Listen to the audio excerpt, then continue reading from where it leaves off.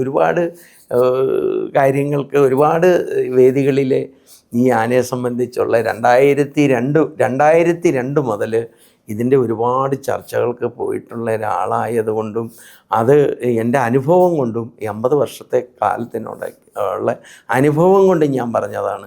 ഇപ്പം ഈ ആനകൾ നിലനിൽക്കണം, ആനകളൊരു സമ്പത്താണ്, നമ്മുടെ കേരളത്തിലെ ഏറ്റവും മഹത്തരമായ ഒരു ഗജസമ്പത്ത് നിലനിൽക്കണം. ഇത് ഒരിക്കലും ഒരു മറ്റുള്ള അനിഷ്ടങ്ങളൊന്നും ഉണ്ടാക്കാതെ, എന്നാലും ഒരു പരിധി വരെ അത് സഹിക്കാനും ക്ഷമിക്കാനും അതിനെ നിയന്ത്രിച്ച് നിർത്താനും ഒക്കെ ഇവർക്ക് ഈ വരും തലമുറകൾക്ക് കൈമാറാകും എന്നുള്ളതാണ്. അതിൻ്റെ വെളിച്ചത്തിലാണ് ഞാൻ ഇത്രയും സംസാരിച്ചത്. ഇത് നമ്മുടെ നാട്ടിൽ നിലനിൽക്കേണ്ട എല്ലാ ക്ഷേത്രങ്ങളിലും എഴുന്നള്ളിപ്പ് ആന വേണം. എഴുന്നള്ളിപ്പുകൾക്ക് ആനകൾ കുഴപ്പമുണ്ടാക്കാതിരുന്നെങ്കിൽ മാത്രമേ അത് വളരെ നല്ല ഫലപ്രദമായിട്ട് കൊണ്ടു നടക്കാൻ സാധിക്കത്തുള്ളൂ.